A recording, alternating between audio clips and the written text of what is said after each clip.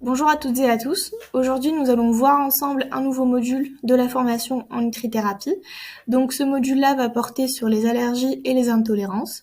Le but sera alors d'expliquer la différence entre les deux, de voir les différents mécanismes qui se mettent en place et aussi, donc, on passera en revue certaines allergies ou intolérances qui reviennent le plus souvent. Alors, qu'est-ce qu'une allergie et une intolérance ? Alors, tout d'abord, il faut savoir que les deux sont vraiment très différentes. Une allergie, ça va être une réaction du système immunitaire qui provoque une hypersensibilité dès l'exposition à l'allergène et cela se traduit donc par différentes manifestations. Ça veut dire que c'est le système immunitaire, c'est notre organisme qui va considérer cet allergène comme un corps étranger et qui va donc essayer de l'éliminer. Pour cela, donc, il va y avoir différentes réactions immunitaires. À l'inverse, l'intolérance, ça va être une sensibilité alimentaire qui affecte principalement le système digestif avec des symptômes tels que des ballonnements, des crampes, des diarrhées, etc. Donc, pour différencier entre les deux, une allergie, ça va être une réaction donc immunitaire, comme si vous voulez, le corps va considérer cet allergène-là comme un danger. On va passer par des anticorps, des antigènes, etc. À l'inverse, une intolérance, ça va être une sensibilité. Donc, si vous voulez, tout simplement que le corps ne tolère plus cet aliment ou un composé d'un aliment. Et donc, il va y avoir plusieurs symptômes. C'est plus des symptômes qui sont dérangeants, comme les diarrhées, les vomissements. Parfois, c'est quand même un peu plus rare, mais on aura surtout des ballonnements et des crampes d'estomac. Du coup, qu'est-ce qu'un allergène ? Un allergène, c'est une protéine qui déclenche ou qui favorise l'allergie. Il peut être de nature animale, végétale ou même chimique. Donc il faut savoir qu'en Europe, 14 d'entre eux font l'objet d'une déclaration dite ADO, donc allergène à déclaration obligatoire. Donc on va retrouver les arachides, le céleri, les crustacés, les céréales qui contiennent du gluten, des fruits à coque, du lait, du lupin, les œufs, les poissons, les mollusques, la moutarde, les sésames, soja et sulfite. Donc c'est les allergies qu'on retrouve le plus souvent. C'est ces allergènes-là qui vont causer l'allergie ou donc la réaction immunitaire, et c'est pour cela qu'il faut toujours faire attention aux étiquettes lorsqu'on achète un produit, notamment un produit industriel, et à vérifier donc si elle contient cet allergène-là ou pas. De toutes les manières, donc c'est bien précisé sur le paquet, mais parfois donc on a des allergies un peu plus spéciales, et donc on se rend directement dans la composition alimentaire et on essaie de chercher est-ce qu'il y a la présence de l'allergène ou pas. Donc il existe 4 types d'allergies. La première allergie, ça va être une hypersensibilité qui va provoquer une réaction immédiate dès le contact avec l'allergène. On peut prendre l'exemple de la poussière, par exemple. Donc si on rentre dans une salle poussiéreuse et qu'on est allergique à la poussière, directement, on va avoir une réaction. Donc soit on va éternuer, soit on va avoir les yeux rouges, les yeux qui piquent, etc. Donc l'hypersensibilité, ça va plutôt être du type 1 et c'est très rare en alimentation.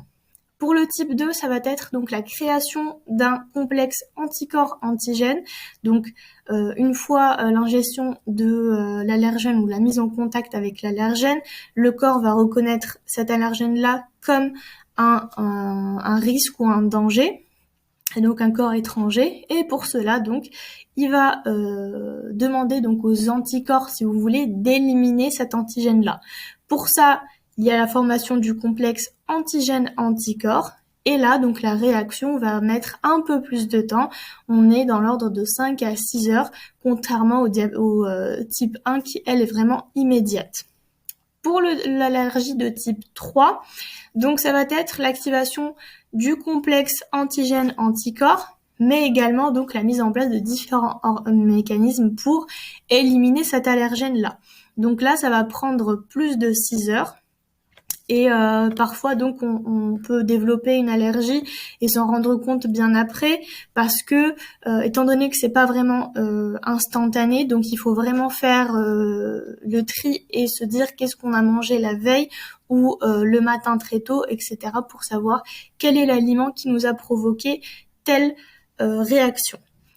Pour le type 4 des allergies, ça va être une intervention des cellules immunitaires. Donc c'est un peu comme le type 2 et le type 3, sauf que là, ce ne sont pas des anticorps qui se mettent en place, mais ça va être les cellules immunitaires, et donc forcément, ça va prendre plus de temps. La réaction donc apparaîtra au bout de 24 heures.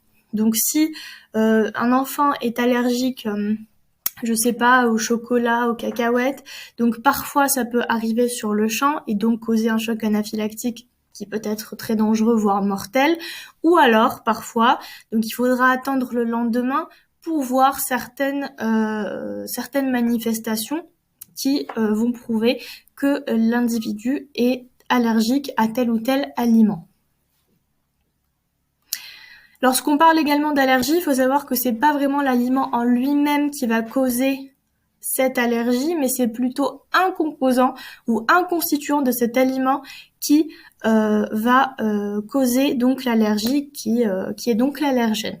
Donc cet allergène-là, comme on l'a dit tout à l'heure, c'est toujours une protéine. Donc toute protéine est susceptible de créer une allergie. C'est toujours la protéine qui va causer cette allergie-là. Alors si l'on prend l'exemple des œufs et du lait, donc surtout pour les œufs, on va trouver l'ovalbumine et c'est une protéine qui, elle, va causer pas mal d'allergies. Pour le lait, c'est surtout des intolérances, donc les intolérances au lactose. Donc ça c'est différent, mais il y a également des personnes qui sont allergiques à la caséine, et la caséine va être retrouvée donc dans le lait, et c'est cette protéine-là qui peut causer une allergie. On peut parler également du saccharose, donc tout simplement le sucre blanc, le sucre de table. Les oléagineux, donc c'est assez fréquent. Et aussi donc les poissons et les crustacés, que ce soit poissons, donc huîtres, crevettes, etc. C'est aussi des protéines qui contiennent à l'intérieur, et c'est ces protéines-là qui vont causer cette allergie. Donc, pour savoir est-ce que la personne est réellement allergique ou pas, il faut tout simplement faire un test, donc chez un médecin, et donc il va nous mettre plusieurs allergènes potentiels et voir la réaction à chaque allergène pour justement savoir à quel aliment ou à quel allergène on est allergique. Donc ça, c'est plus global pour les allergies. Pour les tolérances, donc les intolérances, ça va être un peu plus différent. Tout à l'heure, donc je vous ai donné l'exemple du lactose dans le lait. Il faut savoir que ce n'est pas vraiment le lactose qui va causer une intolérance, c'est tout simplement parce que le corps, pour dégrader certains nutriments, il va sécréter des enzymes. Dans le cas du lait, pour dégrader le lactose, donc le sucre qui est à l'intérieur du lait, il nous faut une enzyme. Cette enzyme, ça va être la lactase.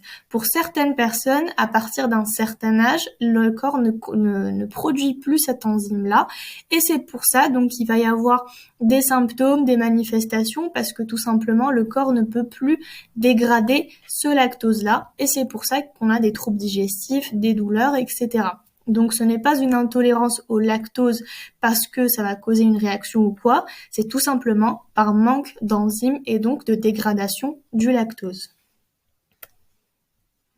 Il existe aussi d'autres types d'allergies. Donc c'est ni une allergie ni une intolérance. On va la retrouver surtout pour les fraises par exemple, ou aussi pour le chocolat.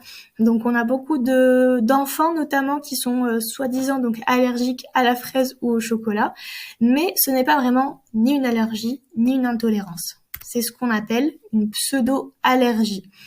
On explique qu'est-ce qu'une pseudo-allergie.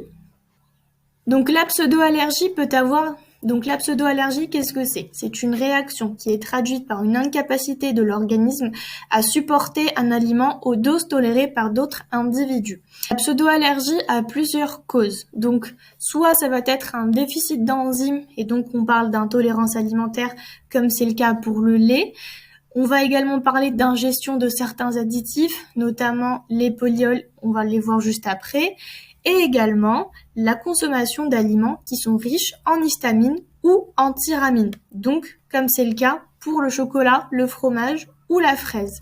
Donc, dans ce cas-là, l'histamine ou la tyramine ces deux molécules-là vont causer la réaction allergique. Pourquoi ? Parce que leur fonction, si vous voulez, leur composition ou leur forme ressemble fortement à la forme de la protéine qui va causer cette allergie.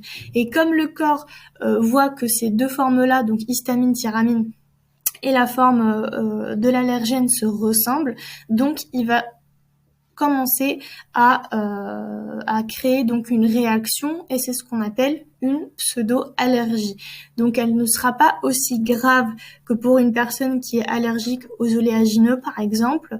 Pourquoi ? Parce que c'est juste la molécule qui ressemble, et donc on aura certains symptômes, mais ce n'est pas vraiment une allergie à proprement parler. Juste avant, donc nous avons évoqué l'intolérance au poliol. Donc c'est de plus en plus fréquent. Donc il est important d'abord de savoir qu'est-ce qu'un poliol. Donc les poliols sont des édulcorants qui remplacent le sucre dans les confiseries, les produits allégés sans sucre ou dans certains fruits.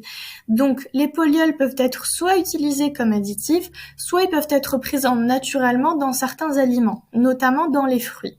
Donc en industrie, ils sont plus utilisés comme édulcorants.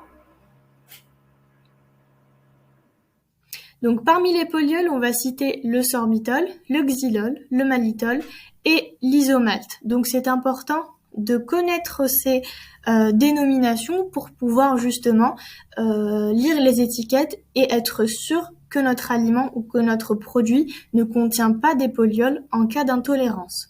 Le problème avec ces polyols-là, c'est qu'ils ne vont pas être dégradés, mais ils vont subir une fermentation par les bactéries du côlon.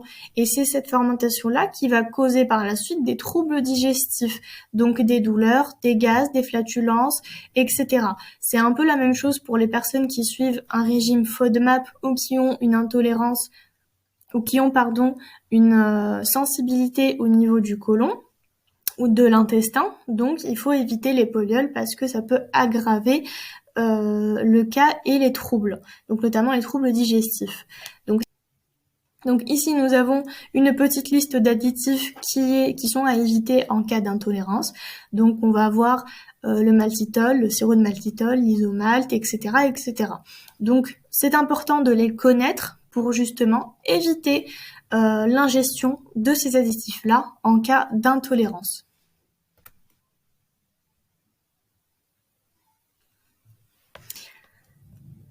Dernier petit point à aborder dans ce module d'allergie et d'intolérance, ça va être bien évidemment la maladie cœliaque. Donc lorsqu'on parle de maladie cœliaque, on entend souvent soit une intolérance au gluten, soit une allergie au gluten. Alors réellement, qu'est-ce que c'est ? La maladie cœliaque n'est ni une allergie ni une intolérance, c'est une maladie auto-immune. C'est-à-dire que le corps va attaquer ses propres cellules. Donc c'est une maladie auto-immune qui se traduit par une hypersensibilité au gluten et une destruction des villosités intestinales. Donc si vous voulez, le corps ne reconnaît pas du tout le gluten et le considère comme un corps étranger.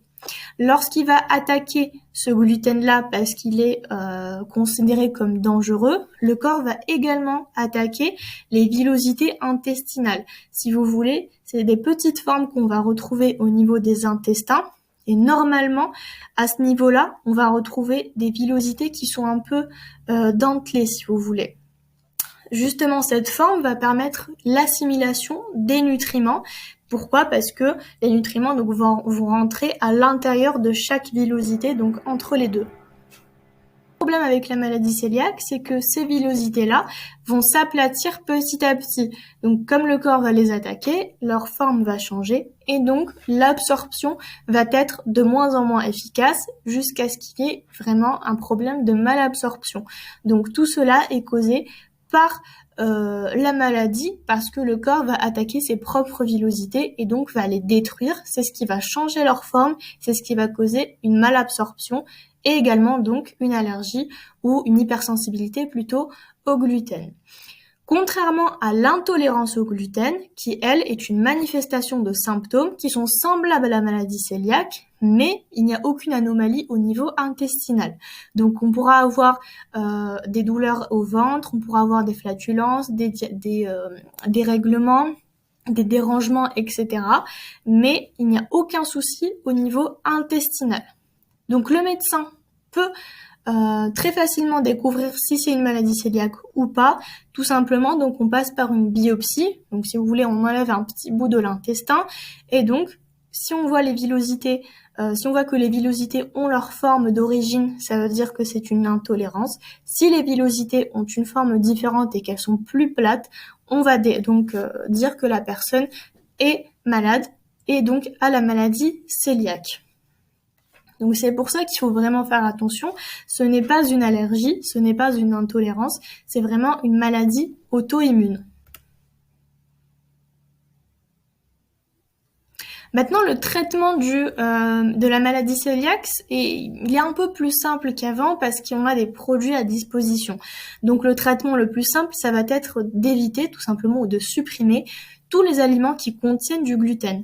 Donc l'orge, le seigle, le blé et l'épeautre. Et également les pâtes, le couscous, le boulgour, les céréales petit déjeuner, le pain, la pizza. Donc tout ce qui va contenir orge, seigle, blé et épeautre, donc contiennent du gluten et ces aliments-là sont à supprimer. Donc on va baser notre alimentation sur des aliments qui sont dépourvus de gluten, comme le sarrasin, le maïs, le lin, toutes les farines à base de légumineuses, le millet, la pomme de terre, l'avoine pure, le quinoa, le riz, le sorgho, etc. Donc en industrie, on retrouve de plus en plus des produits sans gluten et donc une personne atteinte de la maladie cœliaque devra obligatoirement se tourner vers ce genre d'alimentation. Également, il est important de faire attention aux allégations qui sont mentionnées sur les étiquettes. Donc, entre la mention faible en gluten et sans gluten, il y a une vraie différence entre les deux. Donc, le sans gluten veut dire que le produit contient maximum 20 mg de gluten par kilogramme. Donc, c'est pas du tout énorme, c'est assez faible. Donc, même si on lise sans gluten, on aura toujours une petite quantité de gluten, mais c'est assez minime. Donc, de l'ordre de 20 mg par kilogramme, c'est assez raisonnable. À l'inverse, donc, faible teneur en gluten, là on monte un peu dans la quantité, on est entre 21 et 100 mg de gluten par kilogramme et donc ça sera plus approprié pour les personnes qui ont une intolérance au gluten plutôt qu'une personne qui souffre de la maladie cœliaque. Donc sans gluten pour les cœliaques et faible teneur en gluten pour les intolérants. Pour les allégations, il s'agirait également d'adapter en fonction du profil de la personne. Il y a des intolérances qui sont assez importantes et qui ne supportent pas du tout la présence de gluten. Dans ce cas-là, il vaudra mieux se tourner vers des aliments totalement sans gluten plutôt que une faible teneur en gluten. Donc voilà, c'est la fin de cette vidéo. Nous avons vu ensemble les allergies, pourquoi et quelle est la différence entre une allergie et une intolérance. Et surtout, donc, on a expliqué qu'est-ce que la maladie cœliaque. Donc, toujours dans mes vidéos, ça sera toujours des vidéos assez simples et assez résumées, histoire de vous donner l'essentiel et ça va vous permettre de comprendre un peu mieux et de vous faciliter la compréhension des PDF qui sont associés à chaque module.